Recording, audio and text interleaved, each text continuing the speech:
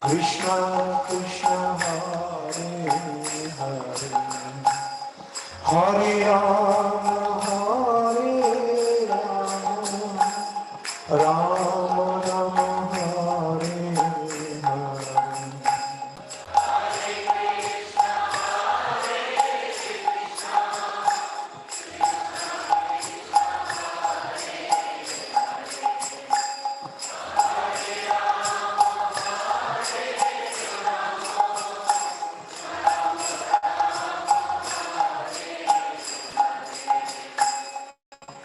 Hare Krishna, Krishna Krishna Hare Hare, Hare Rama, Rama Rama Hare Hare.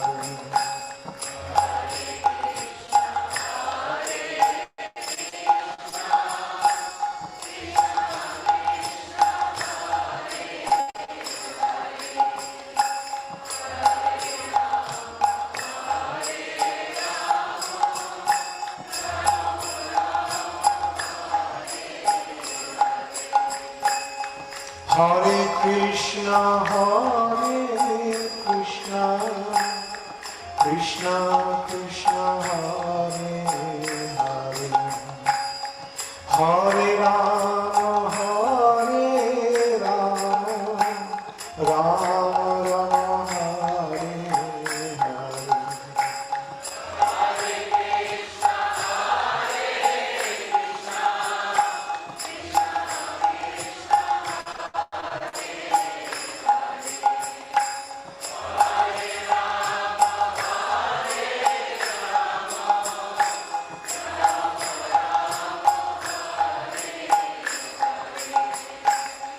Hare Krishna, Krishna Krishna Hare Hare, Hare Rama,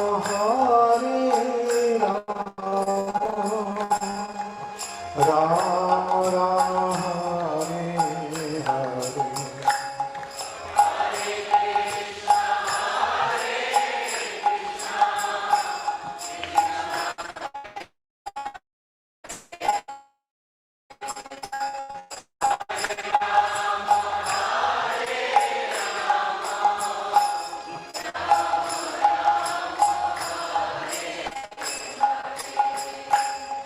Jaya Radha Madhava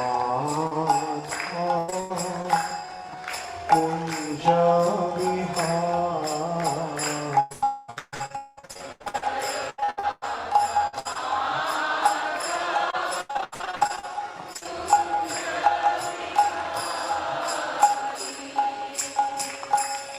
Jaya Radha Madhava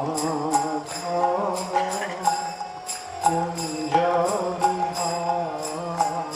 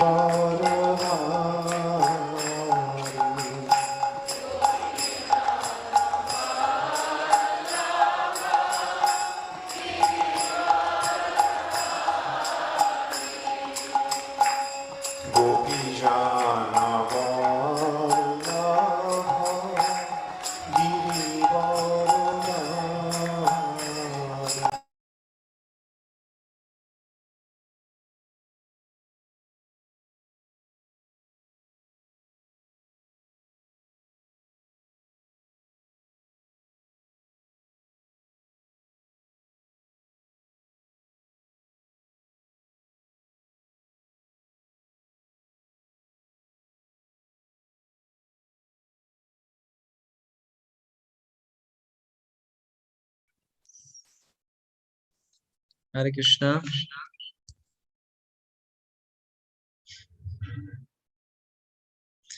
Hare Krishna. So, we would like to welcome all the Say a fountain. Does it have any form? devotees for this most auspicious weekly association of His Holiness Bhakti Charu Swami Guru Maharaj. So, every week we hear from Srila Guru Maharaj, and this week we are continuing the seminar Krishna's Pastimes from Garga Samhita. So, all the devotees are kindly requested to please hear attentively, and at the end, please participate in the quiz. There will be short quiz. Hare Krishna.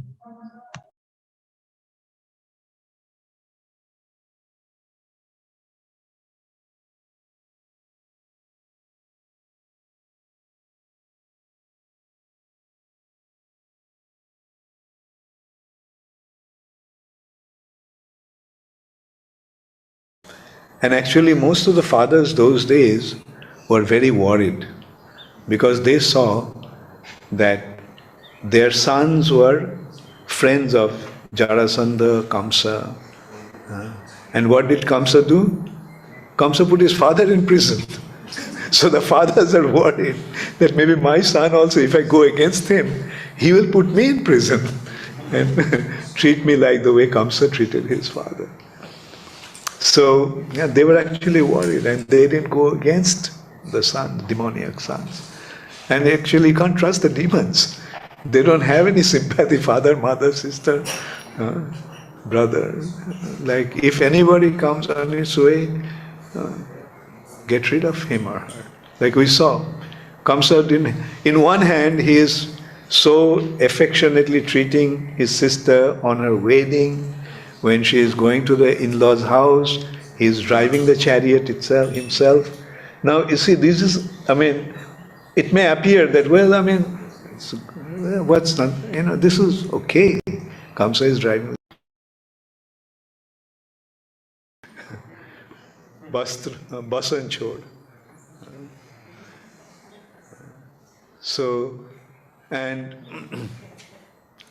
So this is how they actually calculated Krishna. And look, he's a Kshatriya, ran away from the battlefield, and you want your daughter to get married to him? No way. That was Rukmi's stand. And actually most of the fathers those days were very worried because they saw that their sons were friends of Jarasandha, Kamsa. And what did Kamsa do? Kamsa put his father in prison. So the fathers are worried that maybe my son also, if I go against him, he will put me in prison and treat me like the way Kamsa treated his father. So yeah, they were actually worried and they didn't go against the sons, demoniac sons. And actually you can't trust the demons. They don't have any sympathy, father, mother, sister, brother. Like if anybody comes on his way, get rid of him or her. Like we saw, Kamsa in one hand he is so affectionately treating his sister on her wedding. When she is going to the in-laws' house, he is driving the chariot itself himself. Now you see, this is, it may appear that, what's not, this is okay. Kamsa is driving the chariot. But the thing is, driving the chariot is not the business of a prince. Driving the chariot is the business of a chariot driver. And chariot driver is like a servant. So he assumed the role of their servant, Vasudeva and Devaki's servant, driving their chariot. But as soon as he heard that the eighth son of his sister is going to kill him, he immediately wanted to kill her. So this is the demoniac nature, no consistency. They simply act on their personal motive. So that's why King Bhishmaka was afraid that if he went against Rukmi, then Rukmi may also put him in prison. So he silently accepted this proposal. And what did Rukmi want? Rukmi wanted Shalva to be, Shishupal to be married to Rukmini. And Rukmini already made up her mind. Krishna or no one else. And all the arrangement is being made. Shishupal came with all his friends and along with the army, because they were afraid that Krishna may do some mischief. So they came all well prepared. All the friends of Shishupal were there with their soldiers, army. And Rukmini wrote a letter.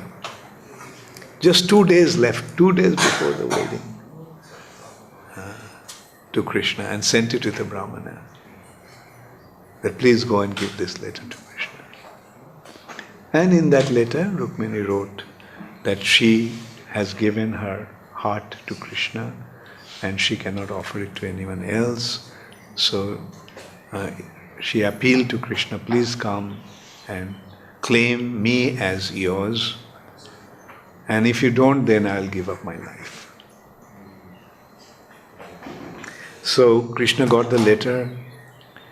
It's only one night left by the time he received the letter. So through the night, he actually drove. He called his chariot driver, Daruka, and asked him to yoke the horses and the chariot. And Krishna took the Brahmana with him and he drove for Kundingram, the capital of Vidarbha. Now Balaram got the news that Krishna left alone. So Balaram suspected that some trouble may be there. So Balaram got the army and followed Krishna. So the next morning,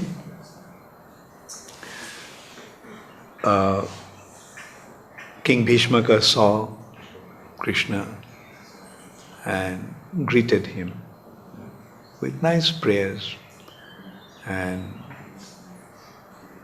Rukmini in the meantime waiting, and she is thinking that, did the Brahmana reach in time? Did Krishna accept my prayer? So she was in acute anxiety, and then the Brahmana came and told Krishna has come. So now she is relieved.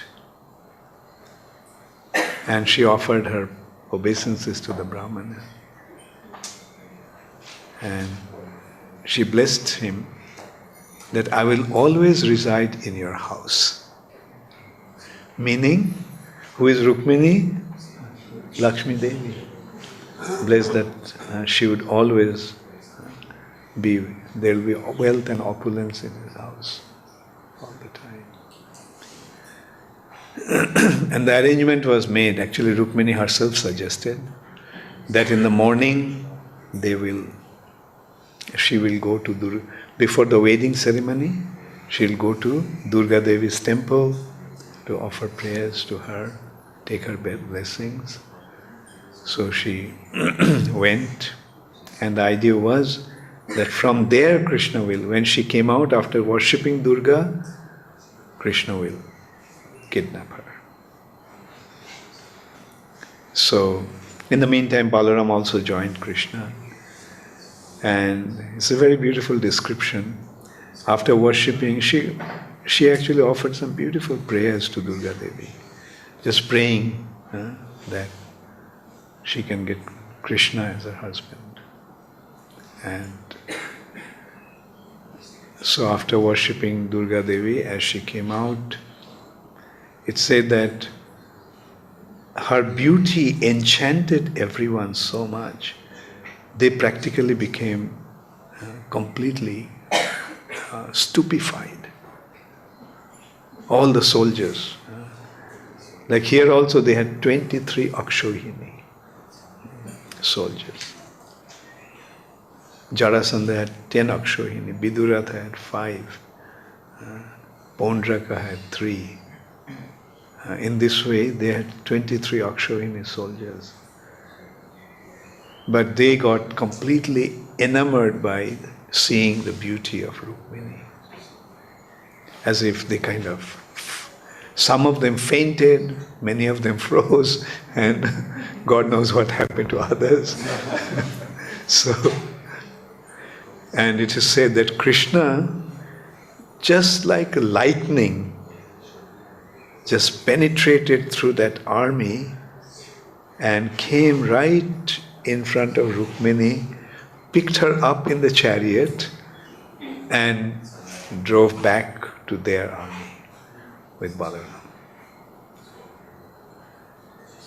And when they came back to senses, there was a huge hue and cry. Look, that butter thief is now stealing women. He's stealing the princess. Catch him, kill him. And this is how they all made a huge turmoil. And then attacked Krishna. Balaram's brother, one of them came, Shalva, with a mace, and he hit Gada.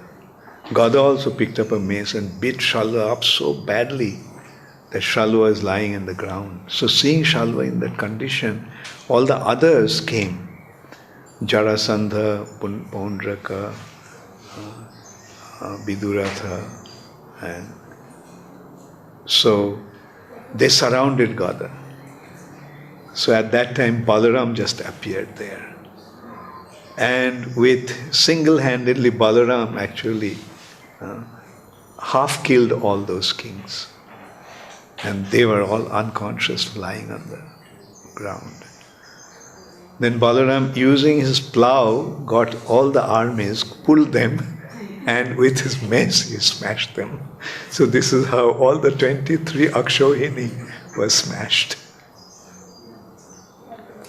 Shishupal was called ready to go to the arena to get married, and he got the news. He got the news that the bride has been stolen. So completely disappointed. He was really morose. Then Jarasandha came and consoled him. Shishupal, okay, one girl you lost, so what? There are so many other princesses. So don't feel bad, and don't worry, we will take revenge. And ultimately, you see, like these people had perfect knowledge, and they would give the advice. Ultimately, everything is a matter of time. Prakrite kriyamanani gunai karmani sarvacha. So he gave the advice. Sometimes, due to time, due to the influence of time, you lose, sometimes you gain. This is life. See, 17 times I lost, but then finally I won. So this is how Jarasandha consoled Shishupal. And so then Krishna and Balaram with their army, with Rukmini, they started to move towards Dwarka. Rukmini's brother got the news that his sister has been stolen from the wedding arena. So he immediately got himself ready. And he took his soldier and he took a vow that unless I kill Krishna and rescue my rescue my sister, I'm not going to come back to this city. So he caught up with Krishna and got into a fight with Krishna. It was a terrible fight took place. Then Krishna finally grabbed him and climbing on his chest, he was about to kill him with his sword. So Rukmini fell at Krishna's feet. Please spare the life of my brother. So Krishna said, and Krishna actually tied him up on the pole of his chariot. The chariot is a pole that keeps the flag hoisted.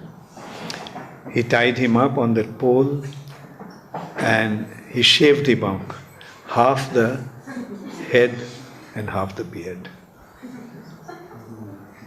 So at that time Balaram came there. Balaram said, Krishna, this is not the way to treat your brother-in-law.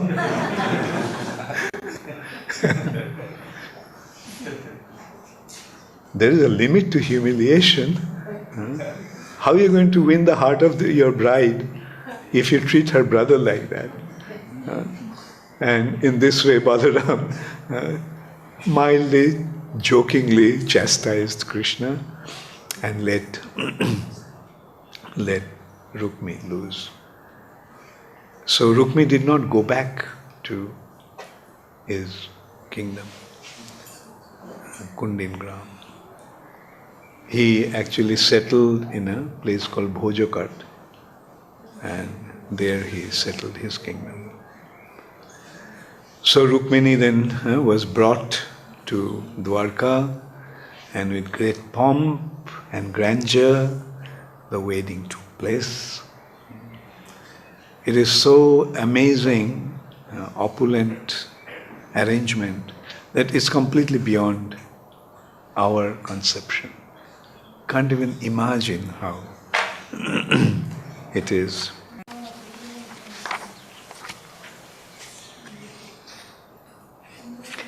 And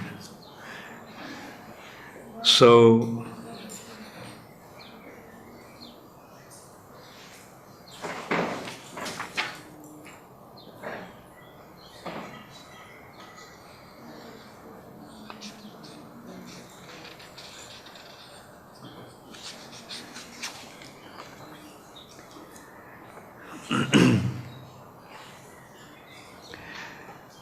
So, this is Krishna's first marriage with Rukmini.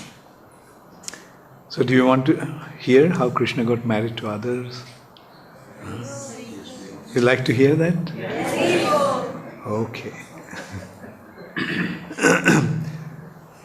There was a king called Satyajit. He was the worshipper of sun god Suryadev. And being pleased with his worship, Suryadev gave him a jewel called Samantaka jewel. Samantaka jewel was as brilliant as the sun. And every day it used to produce about 25 tons, let me see, no, about maybe 250 kilos of gold every day. So one day Satyajit came to Dwarka in the assembly of King Ugrasen. And when he came to Dwarka, people the news reached to the assembly that Suryadev has come, sun god has come, seeing such brilliance. But then later on they found that it was not Suryadev, it was due to Samantaka money that Satyajit was appearing to be so brilliant, and everybody thought that he was Suryadev himself.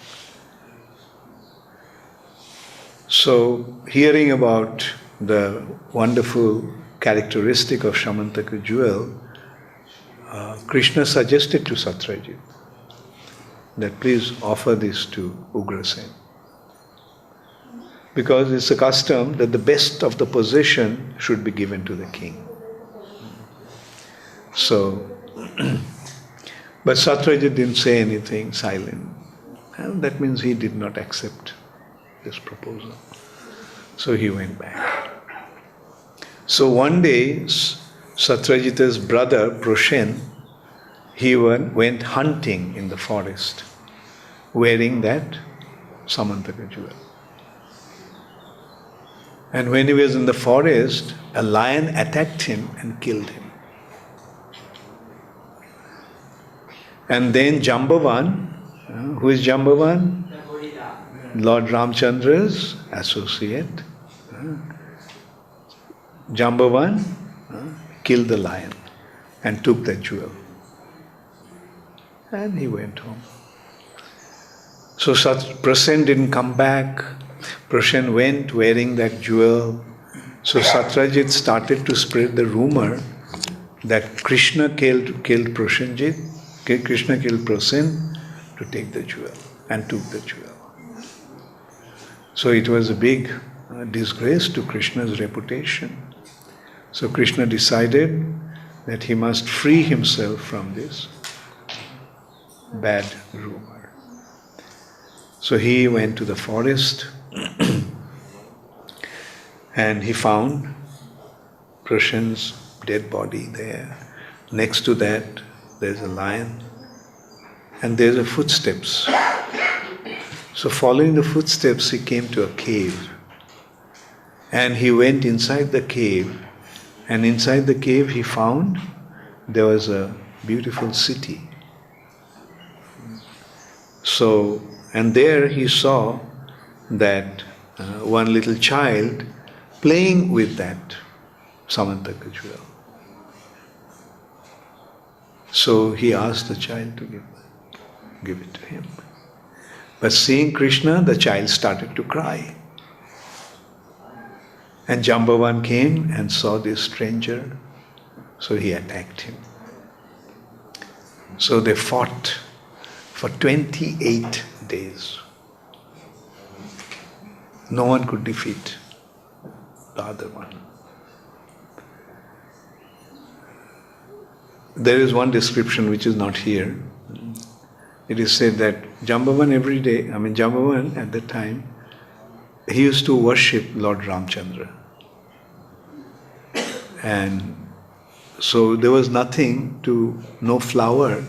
So he collected some moss that was there in the cave. And so with the moss, he offered to Lord Ramchandra. And then when he came to fight, then he found that the moss was on Krishna's feet. So then he realized that this is my Lord. So he started to offer his very, very wonderful prayers, expressing his mistake and apologized for that and glorified the Supreme Personality of Godhead. Then he went and gave Samantaka jewel to Krishna, and along with that he gave his daughter Jambavati. And so Jambavati was brought to Dwarka. So Jambavati is actually the second wife of Krishna. And now Krishna came and gave the jewel back to Satyajit. So take it. And Satyajit was extremely embarrassed, and he was also very afraid that he offended Krishna. No one knows what may happen to him.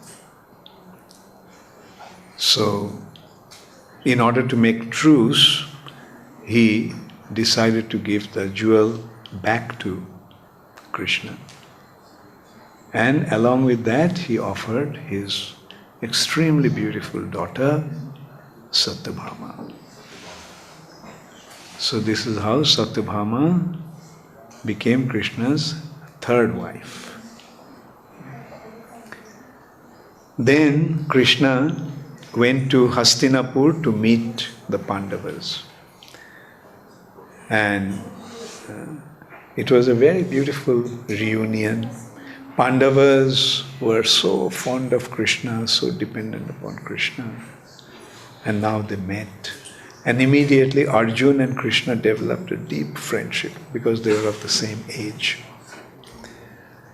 So one day, Arjuna and Krishna went out hunting in the forest. So after hunting, they came to Jamuna. And sitting there, they were taking rest. They were talking to each other. about many wonderful anecdotes that they have experienced. And then Arjun saw there's a extremely beautiful woman there. And in the middle of nowhere, there's this woman. So he approached her, "Who are you?" She said that I am the daughter of sun god. My name is Kalindi. I live inside my father created a palace inside the river. I stay there, praying to the Lord to accept me as his wife. So Arjun said, "That Lord of yours is here." So he took Kalindi to Krishna, and immediately she recognized the Lord of her heart, offered obeisances, and offered herself to him, and Krishna accepted him. Then they all went to Dwarka, and another wedding ceremony took place with inconceivable grandeur and pomp.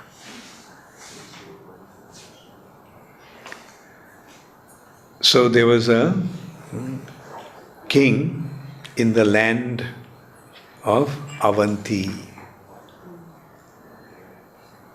This king had a daughter, her name was Mitravinda. And she had two brothers, Vinda and Anuvinda. So this Vinda and Anuvinda were Durjadhan's follower, Durjadhan's friend and follower. So, and naturally, they became inimical to Krishna. So they considered Krishna to be their enemy. So Mitravinda's wedding was in a Sayambara. Sayambara means a Kshatriya princess can select her own husband. All the kings and young kings and princes would come, and the princess had the opportunity to select her own husband. So Vinda and Anuvinda told their sister, "Select anyone as your husband but Krishna. Don't ever." But Krishna came in that assembly. Just seeing him, Mitravinda's heart was stolen by him. So these are all actually expansions of Lakshmi Devi. So they're naturally attracted to Krishna, and they are Krishna's eternal consorts. So Mitravinda went and offered the garland to Krishna, accepting him as a husband. So all the kings assembled there, they became upset and attacked Krishna. And there also, who can fight with the Supreme Personality of Godhead, no matter how big or powerful their army may be? Only thing is, Vinashaya cha duskritam. These are Krishna's opportunity to wipe out the demons. So this is how Krishna got married to Mitravinda. There was another extremely beautiful princess, the daughter of King Nagnajit. And the King Nagnajit could see that her daughter was not an ordinary girl. So he felt that, and the person who will become her husband has to be extraordinary. And in his possession there were 7 bulls. They were fierce like a lion, and they had the strength. Each bull had the strength of thousands of elephants.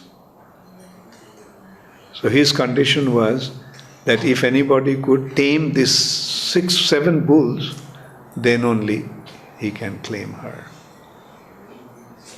And many kings came to tame the bulls, but instead of taming the bulls, they lost their limbs. Many of them even lost their lives. So that's the Kshatriyas, you see. Like, even to gain something, they would mind giving up their lives. So, Krishna came. King Nagnajit very respectfully accepted Krishna. And Krishna said, I heard about your daughter. I would like to marry her.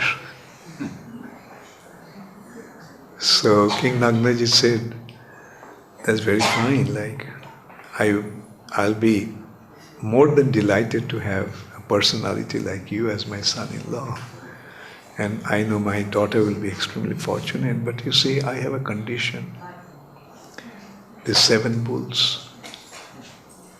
Anyone who can, 7 bulls only can claim the hands of my daughter. Krishna said, fine. So he went into the arena. As soon as he entered into the arena, all 7 bulls were released and they charged towards Krishna. And Krishna immediately expanded himself into 7 Krishnas and dealt with those bulls.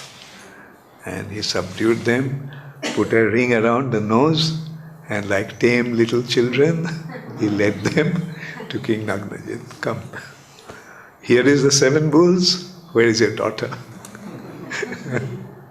So this is how Krishna got married to Saibya or Nagnajiti. Satya or Nagnajiti. And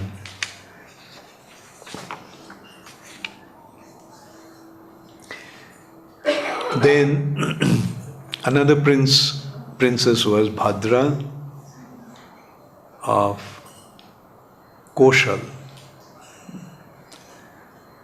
And she was also an expansion of Lakshmi Devi.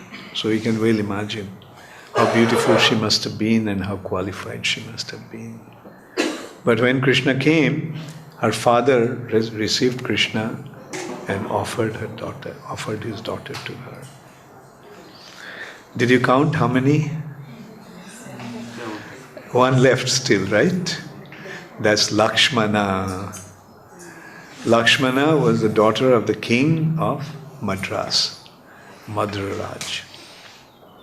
And there also, from her Sayambara, Krishna kidnapped her or took her away, just as he did Rukmini. So this is how Krishna got married to 8 principal queens. Rukmini, Jambavati, Satyabhama, Kalindi, Nagnajiti, Mitravinda, Bhadra, and Lakshmana. Now, when Krishna was in Dwarka, Indra came to Krishna and reported that, look, this demon has stolen my umbrella and the earrings of our mother, Aditi. And he is causing so much disturbance. So please do something about him. We are not able to deal with him. Who is that? The son of Mother Earth, Bhaumasura or Narakasura. So Krishna went, but Krishna actually took Satyabhama with him in the chariot. Came to Narakasur's capital, Pragjatishpur, which is today's Assam, and he blew his conch shell, Panchajanya. And the sound of the conch shell woke up Bhaumasura's chief guard,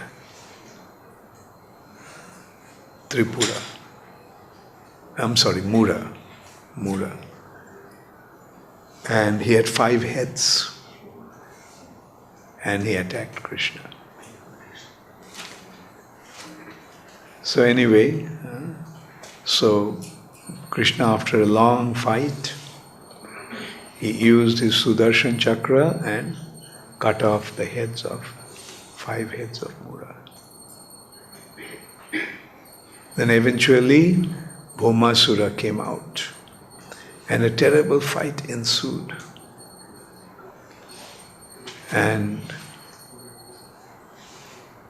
it was so terrible that Satyabhama at some point felt that Krishna is in danger. So Satyabhama said, kill him. And then Krishna sent his Sudarshan and severed the head of Bhaumasura. Now why did Krishna take Satyabhama with him? Because Brahmasura's mother was Bhudevi. And Bhudevi made a condition with Varahadev. She knew that this would become a demon. So, and she knew that he'd become so obnoxious, so intolerable, that the Lord has to kill himself. So, Satyabhama made a condition, Bhudevi made a condition that if at all you have to kill him, you have to do it with my permission. So this is how she thought that she would protect. But Bhudevi is an expansion of Satyabhama. So that's why Krishna took, and when Satyabhama said, kill him, Krishna then killed him with her due permission. So this Bhaumasura had many princesses and imprisoned them in his captivity.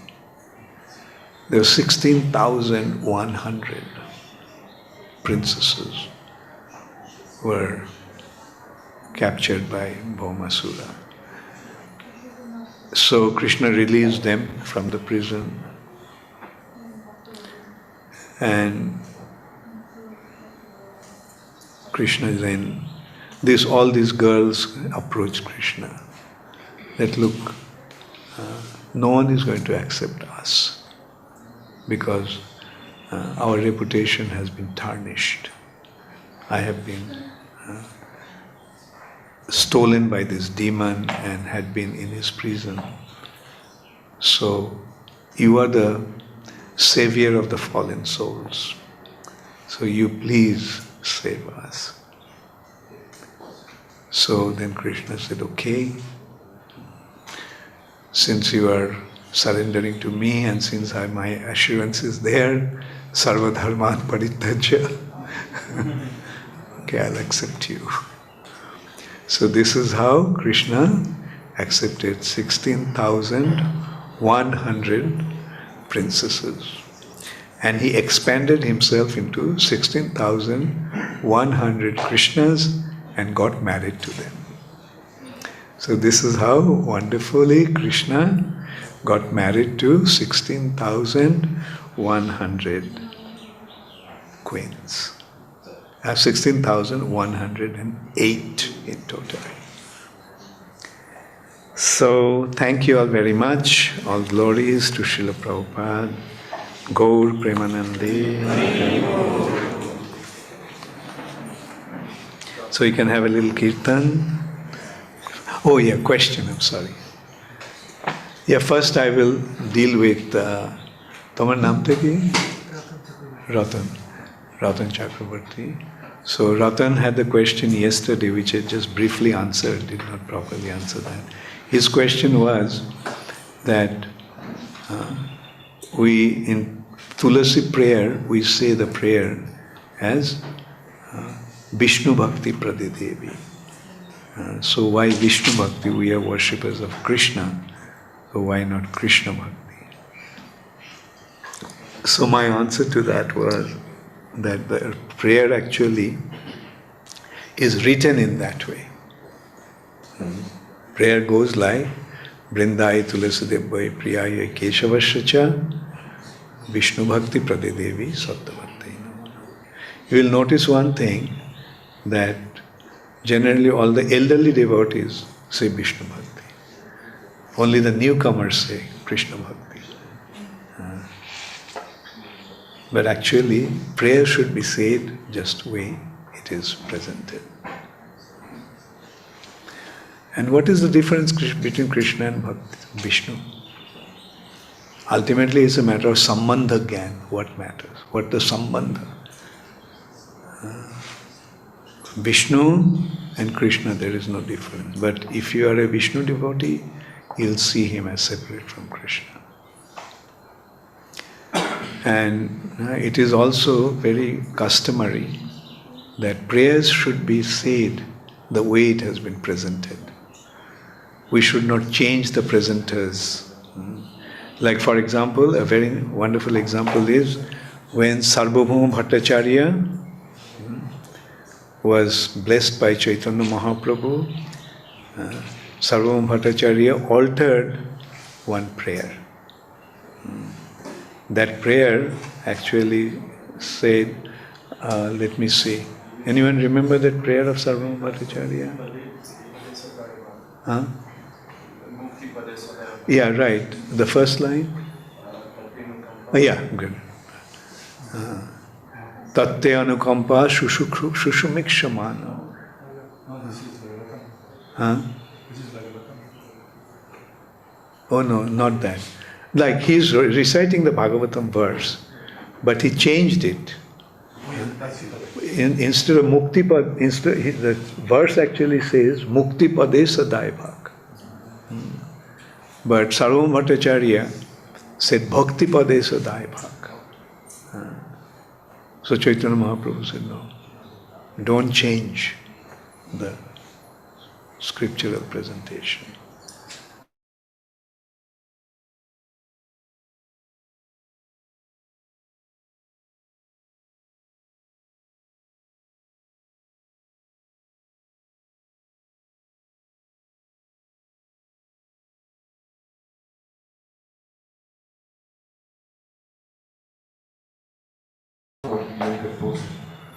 Guru Maharaj, in starting of your lecture, Your Holiness mentioned that we should always associate with exalted devotees or Guru. It seems many times that I can't get Vapu association, so I tried to associate with Vani in form of instructions, but couldn't do it nicely. Could you guide regarding this? Your insignificant servant, Krishna. Yeah, sure. Vani association is also important. Vani association is very important, but we should also look for Bopu association, right? And you'll always find exalted devotees. Like when you come across, especially in ISKCON, there are so many exalted devotees. It is not that always, these exalted devotees, when only the gurus are exalted devotees, GBCs are exalted devotees.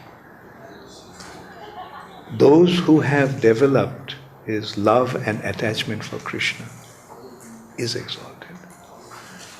He or she may not have big position or big recognition, but from their devotion we should And we can always associate among each other. Can't we consult and discuss about Krishna consciousness? So this is how we have to always associate. Okay? So therefore we should not think that association of exalted devotees, Bopu association is not available. You'll always find that. But general consideration is find those associations within ISKCON.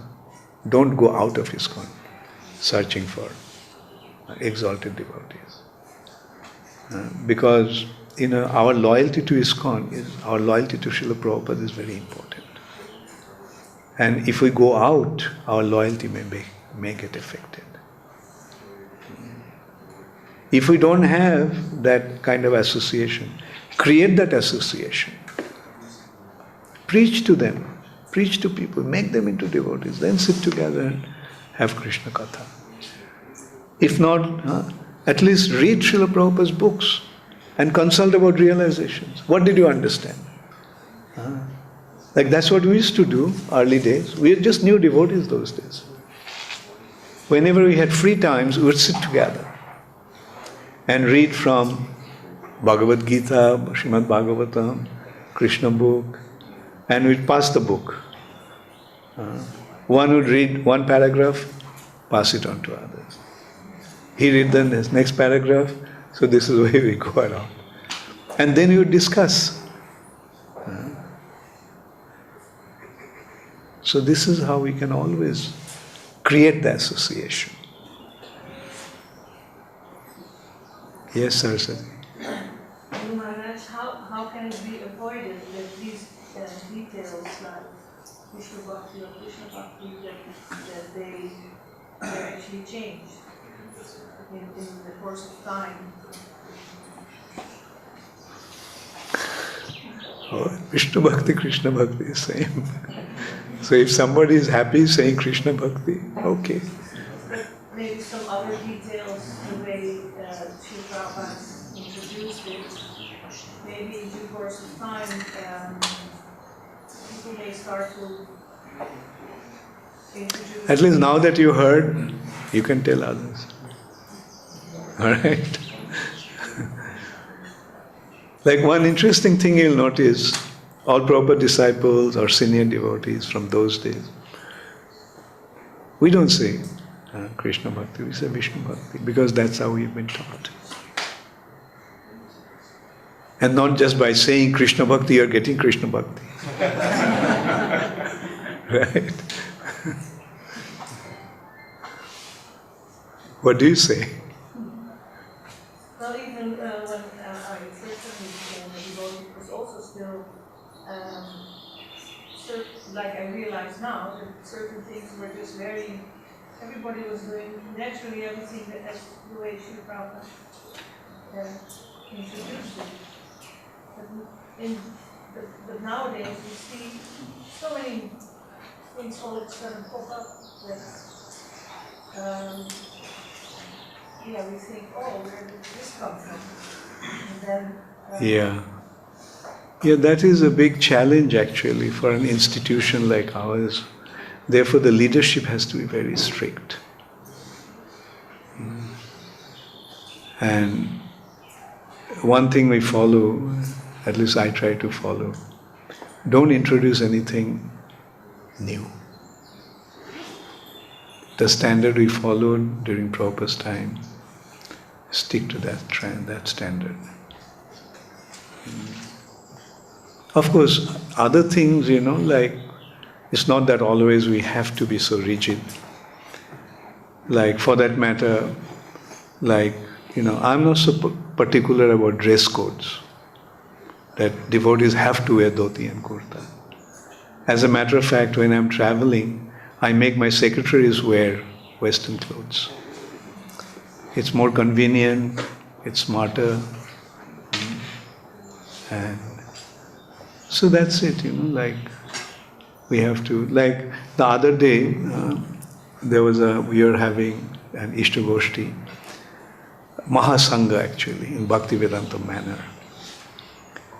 And Vaisheshika Prabhu was there. Bhakti Rasamrita Maharaja and myself were there.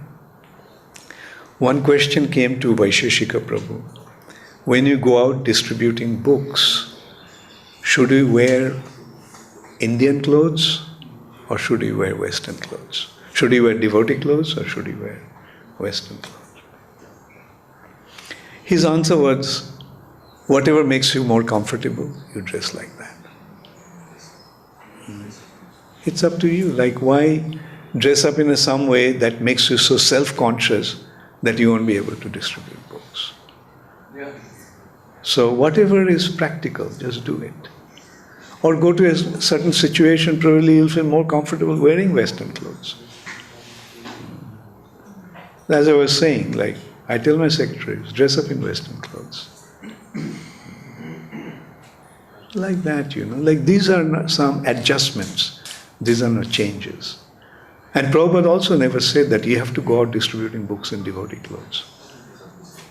Yeah. Maharaj, but if we come to the temple, let's say if we come to see you, then Whatever makes him comfortable, like say for example, when some devotees come to see me in the airport, especially in London. A huge number of devotees come to see me. And some of them come to see me while going to the office or coming back from the office. They're dressed in Western clothes, so what? but if we go in front of the deity, As I said, like, if someone is coming, like, yes, I would say in the temple is better that they wear devotee clothes. When they're going in front of the deities, devotee clothes. For example, I can't imagine seeing you in shorts and skirts.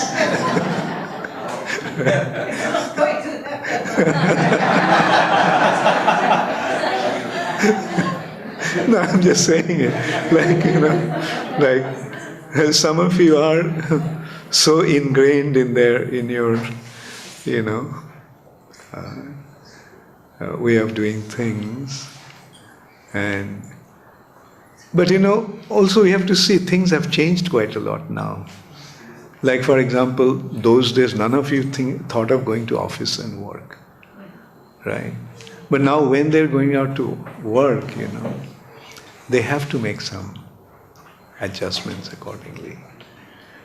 So that's why, like what I'm saying is certain things we should not change at all. But certain adjustments we may have to do according to time, place and circumstances. And it will happen. It will happen naturally. Like, have you noticed one thing? That in China and Japan, Buddha looks Chinese and Japanese. sorry? In Japan, Yes. Buddha's form looks like Japanese. Oh, okay. Right? Doesn't look Indian. Similarly in China. Right? So, by culture they adapted that, You will notice also in some places Krishna, like for example Manipur, their Mongolian, appearance. And you see Krishna looks somewhat like Mongolian there, Because, that is how they kind of, the culture has actually developed into. Probably they feel more close to that form. So.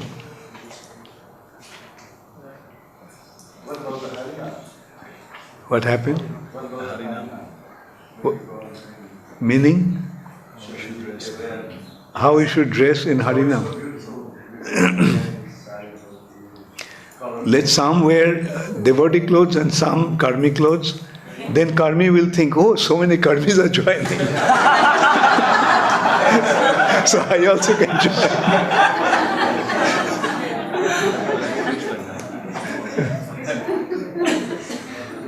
I would like to ask, what about eating outside? Like devotees are recommended to eat only Krishna Prasad, but for certain reasons we have to travel outside and there are not restaurants which are catering, which are giving Krishna Prasad everywhere. Well, again I will say Prabhupada was not very strict. so rigid as such. Like many of the rigid customs in ISKCON has been started by young American devotees those days. And I think they imported that from Gaudiya Math. Some of them stayed in Gaudiya Math and they saw that rigid. Because Prabhupada saw that he's spreading Krishna consciousness in the West. Making a very rigid thing, it'll just... And when in a way we are seeing, people are working, most of our congregations are working, many of them have to travel. And by Krishna's mercy, vegetarian food is quite available nowadays. So don't make it so rigid. Offer to Krishna. Like I heard those days, early days, devotees used to go to a supermarket to buy things. And from outside the supermarket, they used to offer the entire supermarket.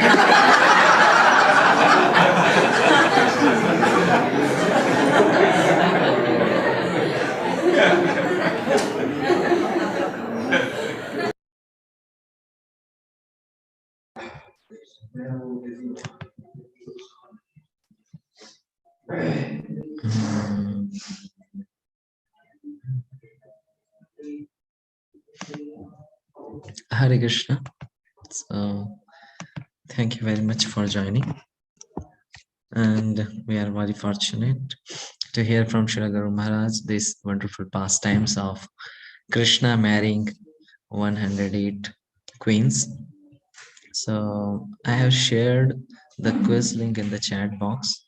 So devotees can quickly solve the quiz. And meanwhile, we will request His Holiness Bhakti Prem Swami Maharaj to kindly read the quote I will share.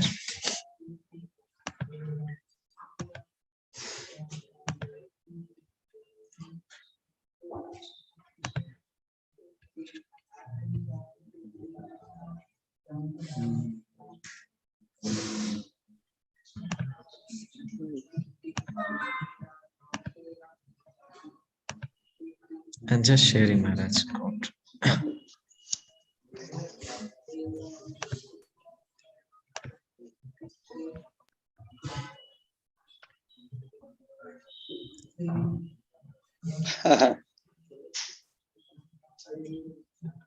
Today is my picture.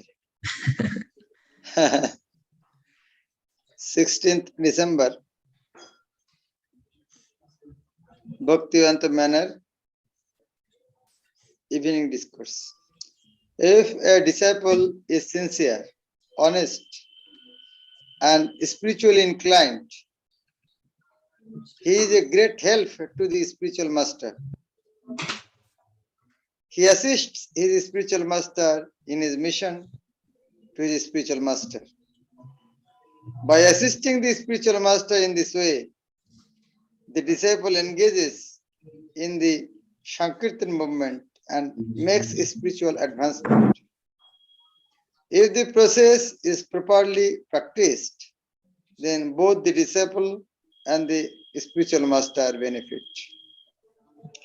Nice quote. Hare Krishna. Thank you, Maharaj, for reading. So, devotees can quickly solve the quiz meanwhile. I will show the results. And there is one news about the health of His Grace Shyam Mohan Prabhu I shared in the chat box. So, devotees can read that and come forward for donation. I have shared in the chat box.